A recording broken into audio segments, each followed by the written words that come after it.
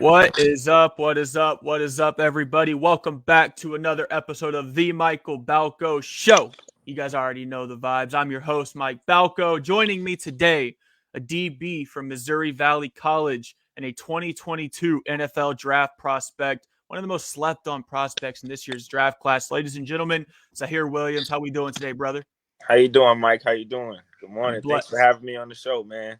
Yes, sir. Yes, sir. My answer to that question is always blessed and highly favored because, could be in a much worse situation than chopping it up on a good old podcast, Indeed. First and foremost, my boy, we got to talk about your hometown and what makes it so unique. Well, I'm from the Bronx, New York, coming from the South Bronx. What makes it unique is, there's no other place like the Bronx. It's like growing up in the Bronx is really different as far as everything going on there. It's like it's not really much positivity around you, especially from where I come from.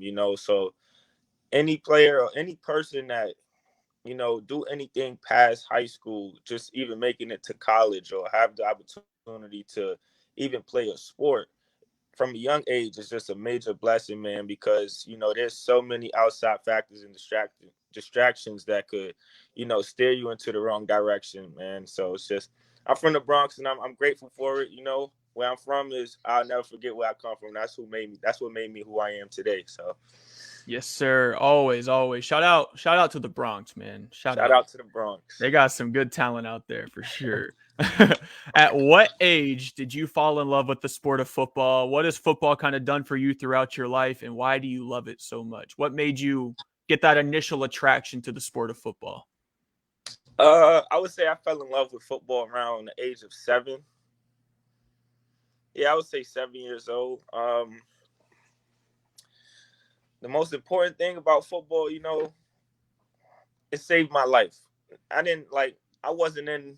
I was never involved in anything negative. But like I said just a little while ago, like coming from where I come from, it's not much positivity around you. So, me playing sports from a young age, playing basketball, football, hockey, like my parents just always made sure I was involved in something outside of being in my neighborhood or coming home from school and then have the freedom to just go outside and do whatever. So they always made sure I was occupied with sports and something positive and always have some type of role models around me and guidance. So football really, you know, led me into a direction and path where I'm very grateful for and very blessed to be going on this path. But yeah, man, I love the game of football. So when you were in your young days, my boy, was it always football, or did you play other sports? What kind of attracted you to the sport of football? All right, so if you want me to be honest with you, I was a hooper. Everybody coming out of New York City play basketball. So it's really big basketball state. So as I was younger, I started playing basketball maybe 4 years old, all the way up until I was maybe 14, 13 maybe. Yeah, I was a hooper. I was playing basketball, but I had a lot of foul problems. I used to foul out of games. I was just overly physical and aggressive. So there was one night, well, before we start with this, all of my brothers, I have 5 brothers. All of my brothers had played football before me. They're older than me. So, I always look up to all my brothers. But I was the hooper of the family. So I was just tired of getting fouled out of games or whatnot. So, it was one night where it's like in the middle of the night. I kid you not, maybe 2, 3 a.m. in the morning. I just start banging on my parents' door in their room. And I'm like, sign me up for football. Sign me up for football. Like, I want to do it. This is what I want to do. So they wake up or whatever. They're pissed at me. Like, they're pissed. So eventually, my parents had enrolled me into football, signed me up with some youth Pop Warner teams. And then it started from there. Like, I fell in love the first day I got to the park. Like, I just fell in love with it. That's dope. That's dope for sure.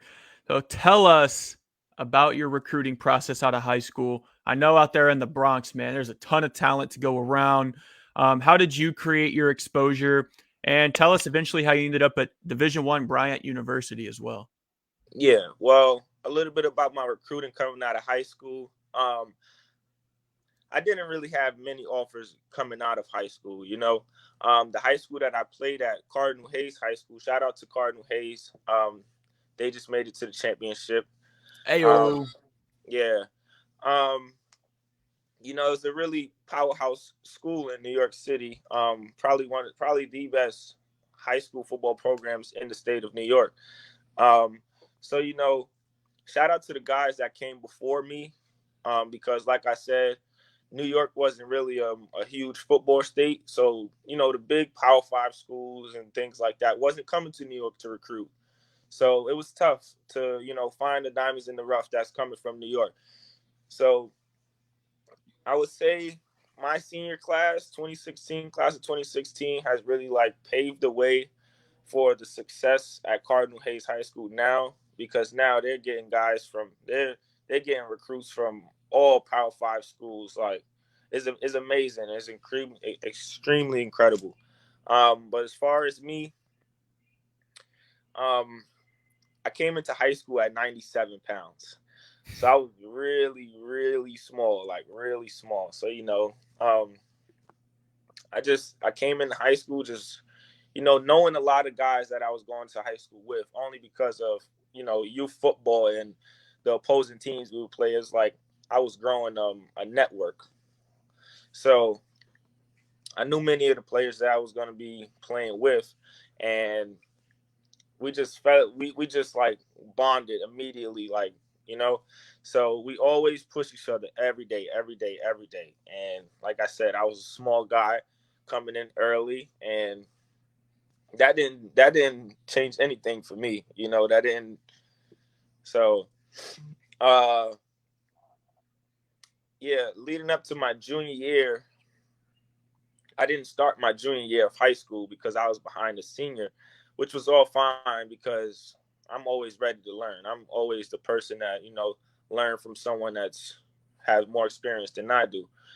My senior year, I was a starter, ended up being all state player, all conference, all region, everything. So it was like, I had a ball just my senior season, and it led me to receiving a full scholarship on full scholarship to Bryant University. I was a small D1 AA school in Smithfield, Rhode Island. I also had plenty of what is it?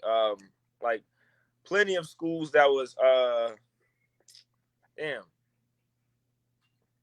like interested in me, but it was just like I said, I was really small. My going even into my senior year, I was 160 pounds, if that.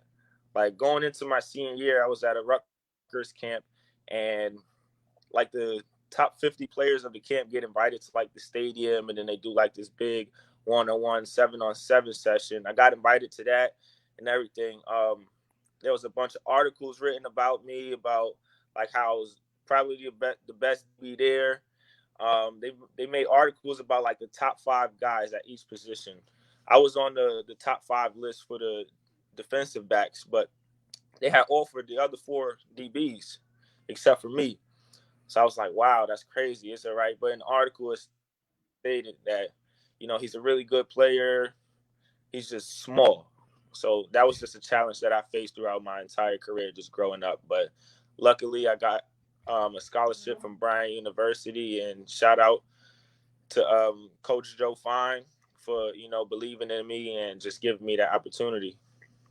Yes, sir. Yes, sir. That's that process right there. That's the side of it that people don't understand, man. It's just like you're just not always just not going to get handed to you, bro. Like you got to work for that shit sometimes. All right. Sometimes you just get hit with a label for no reason, bro. Like it's just dumb as hell. And like especially in like today's age, bro, I think recruiters are starting to overlook size a little bit more. But like you said, like a while ago, that wasn't the case. Like as soon as like 4 or 5 years ago, that really wasn't the case. Like not Exactly. until like literally like the past couple years. Like it's insane.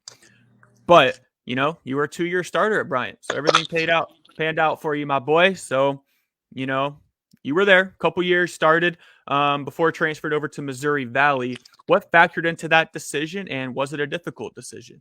Well, I can definitely start off by saying it was definitely difficult times for me from that transition. What led me to transfer out of Bryant University was I was released from Bryant University. I was a victim of racial discrimination. Uh, they tried to say so there was like an altercation that happened on campus, and they tried to put me at fault for it when in fact I was just self-defending myself. They tried to say that I broke into someone's room and beat them down and all this bad nonsense that they just tried to draw this image of me that everyone on campus know that was not me. And we had all the video surveillance shows everything.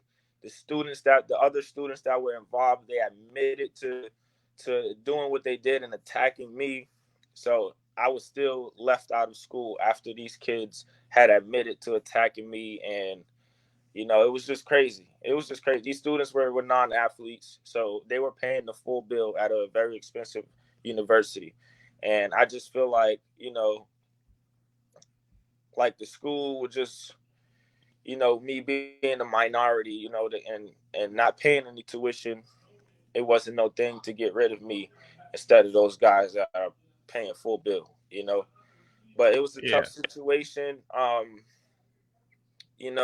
Like I'm a true believer of everything happens for a reason. So like I'm blessed that happened because who knows, without that situation I wouldn't be where I am today, or who knows the situation how it could have been. So I don't really dwell on that situation. Like I said, I know the truth. The school knows the truth, and they still made the decision that they went with, which is unfortunate. Um, but yeah, that's what led me to have to enter the transfer portal and immediately enter in the transfer portal. The first school that contacted me was Syracuse University. After that, like my email and Twitter was just blowing up with like all these power, like big schools, FBS schools, and then he asked me, "Why am I in the transfer portal?" I got to let them know. I got to let them know I'm released from Bryant University because this situation had occurred. Um, I know that I didn't do it or whatever. I'm telling them I'm innocent, like but they wouldn't take a chance on me because there was legal issues involved. So it's a big risk. They didn't know what would happen. I knew what the outcome would be.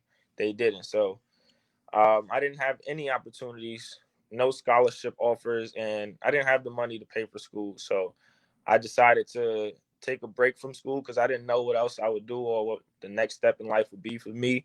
So I had just went home for a year, and then I just got into modeling. I started working. I started acting, and luckily all those things were doing well for me. And I was still lost and hurt because football was what I thought was all that I had and all that I knew, like just playing it from a very young age. I didn't know anything else.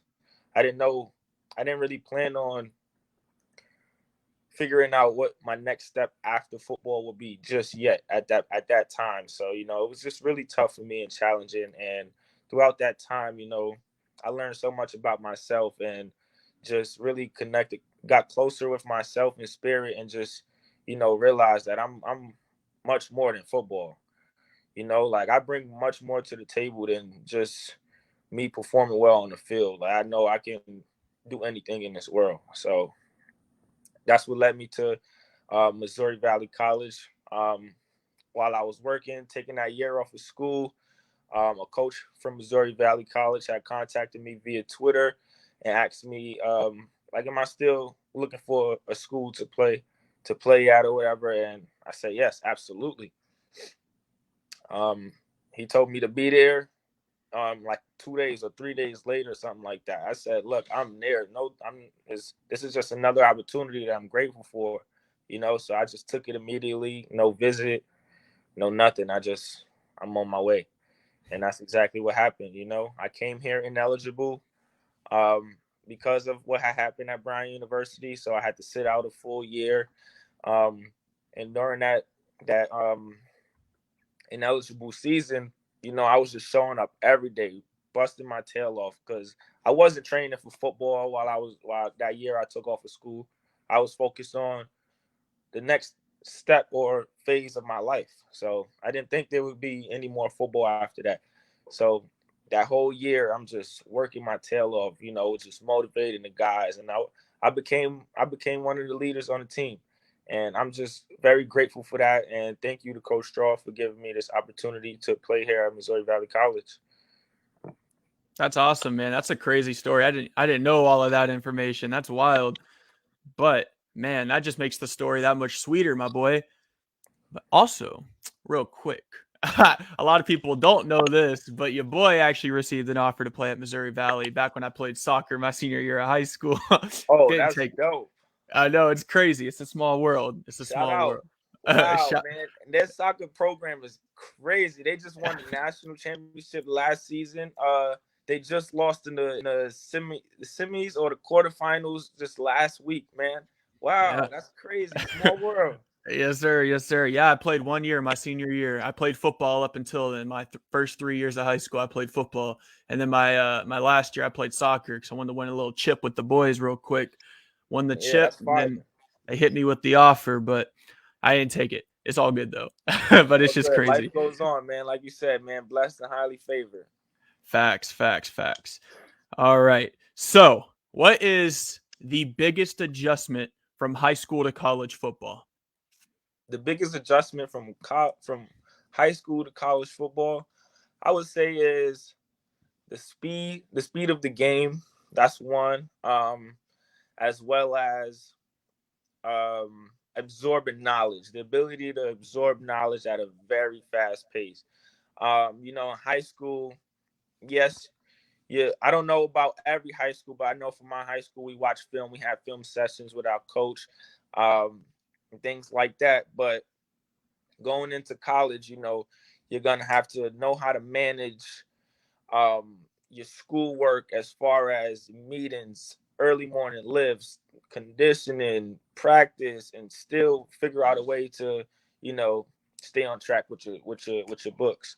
So time management is very important throughout that transition. It's very difficult. It can be overwhelming at times, but you just got to think like this is what I'm here for. You got to look at it as a job. Like I'm a student athlete, so student part come first. Like you're gonna get to your practice. You better make sure you wake up for your lift, like, but just make sure you stay in the books because in college, man, it's easy to get distracted. There's no one that's over your shoulder or when you're in high school, if you're in the building, you in the building. Like you go to class or whatever. But in college, you wake up in your dorm room with no mommy, no daddy, just your dorm room. You might have a roommate, like so. It's up to you to take the initiative and get up, go to class, and make sure you handle all your responsibilities and things like that. But like I said, if you have a mindset like me, and you just show up like every day like it's a job, you'll get it done. Anything is possible. Big facts, big facts. So since you joined Missouri Valley, you've continued to just dominate in that secondary, my boy. You recently declared for that 2022 NFL draft coming up very, very soon, which is super exciting. Kind of just explain how exciting is that, man, and what are you hoping to bring to an NFL roster?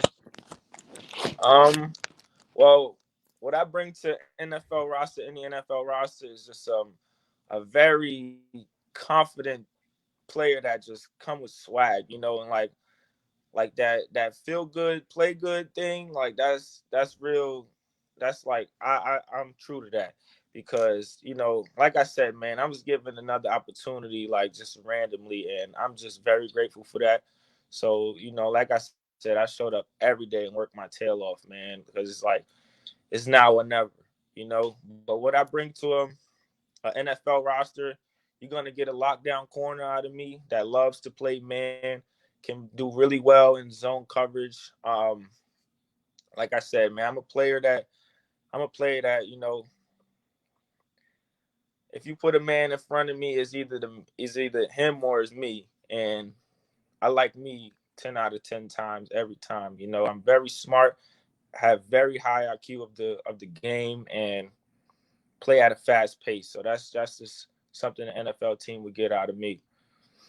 Yes, sir. So I cut the tape myself for all y'all listening. I cut the tape myself, and I'm telling you, my boy, he's playing. He's playing out here, man. And he's playing at a high level. He's just dominating these dudes out here. a lot, a lot of the film I watched, man, it looked a lot like you had like a Derwin James, like a Buda Baker type of energy out there. Who are you watching film on that plays in the league right now that you just kind of take bits and pieces from and put it into your play style? Jalen Ramsey. Yes, sir. The GOAT. You got to go with the GOAT. He's arguably the best corner defensive back in the league right now. You know, he doesn't only play corner; he plays in the nickel sometimes. You know, he can do it all. He can play all over the field. He has that ability, and I just feel like I'm very, very like him. You know, I can play all over the field. I can lock down guys on the outside, from the inside. I can play over the top, come down, make tackles. Like, but Jalen Ramsey for sure, man, because, you know, like I said, he just plays with that swag. And you come with that swag, you gotta have if you have swag comes with confidence. Agree. Dress to impress. Just to impress, you know, just play with super confidence. So at that position, at the defensive back position, you gotta have confidence at all times, because it's like you gotta know, even if you give up a play or whatever, you gotta know, like, all right, well, I know I'm better than this guy. I know this guy can't do this again. Like, you probably just got lucky, you know. But Jalen Ramsey, You for letting sure, them man. know about it? You letting them know? You letting those receivers know? I don't really do too much talking on the field. I just let my play speak for itself. Fair enough.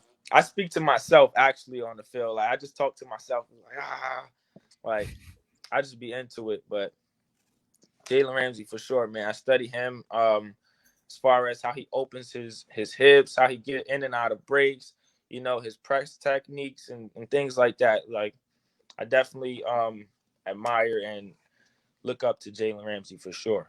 That's a good person to look up to. Maybe you'll be playing alongside him, bro. Who knows? Them Rams need another corner. Come on now. Let's make it God happen. willing. God willing.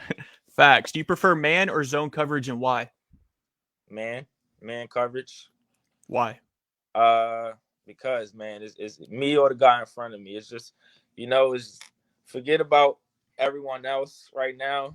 You know, I'm just locked in on the dude in front of me. And if That's the hoop inside of you, bro. That's yeah, let me just get him 1-on-1 in space. maybe it is, but you know, if I could eliminate an entire receiver, a whole receiver out of the offensive game plan, then that only helps my defense. The D line can get more pressure. The other guys can, you know, have more time to cover. So I prefer man out of zone, even though I do really well in zone, catch a lot of interceptions in zone. But yeah, man coverage for sure, man. I love playing man technique. I can press. I can play off man. I can, you know, bail. I can even press bail and still play man coverage and just, you know, still be comfortable with it. I definitely love to switch it up. So never give the same look in what I'm doing or the coverage that I'm showing. All right, now we're about to shout out the homies. Who's the best player he's ever played with and against? Ooh, the best player I've ever played with, I would say, ooh, best player. Ooh, that's tough. I played with some dogs. Ooh, Got to shout some names out. Go I would ahead. say, all right, Gene Constant. I played with Gene Constant. He's currently playing in the European League. Also, Thomas Costigan. He's in the CFL right now. Like, those are both my teammates down at Bryant University. Complete dogs. Best player I played against, I would say Nahari Crawford, from wide receiver from Duquesne University. Man, that dude's fast. That dude's fast for sure. Yeah, that's the best players I played with and against. There it is. There it is. We heard it. Who we bumping to pregame? Who's on the pregame playlist? Oh, my homie back home. His name is 600 Band Up. I just listened to his music. Him and Skino DG just bumping. You know, it just that music just gets me in my zone and just locked in, ready to go. Also listening to a lot of Meek and Lil Baby. A All lot right. of Meek and Lil Baby. All right. All right. And All right. shout out 600 and Skino DG. Big shout out. Y'all share this podcast so your boy can get the clicks. No, I'm just playing. Real though. All right. All right. We need to hear it. It's the first time I've ever asked this question on the pod. Funniest on-field moment. Oh my gosh. Funniest on field moment. It's just kind of embarrassing. So we was that happened this year actually at Moval, Missouri Valley. It was like third down, maybe. Yeah, it was third down, and I was in man coverage. I'm playing off, so I'm just backpedaling. I completely like locked my man up. He wasn't even like no chance he was getting the ball thrown at him. So the quarterback is just rolling to the other side, and he gets sacked. But before he gets sacked, I'm still like locked in on my man, just eyes on the hip, and I just happened to just fall. Like I just fell out of nowhere. I just get up like, what the hell just happened? Damn, we need this film. I'll send it to you for sure. I'll send it to you. I'm dead. Damn, bro. So you didn't trip or not? You just straight up just. I just fell. I didn't trip. I didn't do anything wrong. Like, damn. So your ghost locked his ass up still too. Yeah, I think it was. Yeah. For sure. He was done. This wasn't like mid play. Like even if the quarterback seen it, like it was already too late. Hey, that's what happens. Like 30 yards down the field, 20 yards down the field. QB couldn't have gotten it there anyway. It's all good. He's toast. It's all good. All right, Zahir. One last question for you, my boy. Any advice for the young athletes out there? What kind of knowledge can you pass along to those guys? Yes. Social media, man. Social media is a big distraction that forces you to think. Whatever you post on social media, man, make sure it's something positive, and you never know who's looking at your page, what college recruits or coaches are, gonna be on your page to figure out what type of person you are before they offer you a scholarship, or even after you get to college level, possibly, hopefully you make it to the NFL. Those guys are just breaking down your social media. So it's like social media, man, make sure you're staying positive on social media and don't want to post anything that you'll regret later on. Another thing for the young guys, man, just work, man. Just work.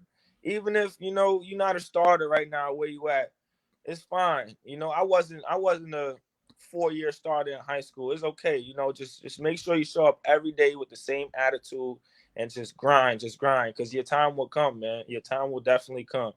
Like, everything happens for a reason. Just stick it out and just push, man. Never give up on your dreams. Yeah, I got this. Facts. Zahir, thank you so much for hopping on the show today, my boy. Where can we follow you at on social media? You can follow me on Twitter at Z Williams _8.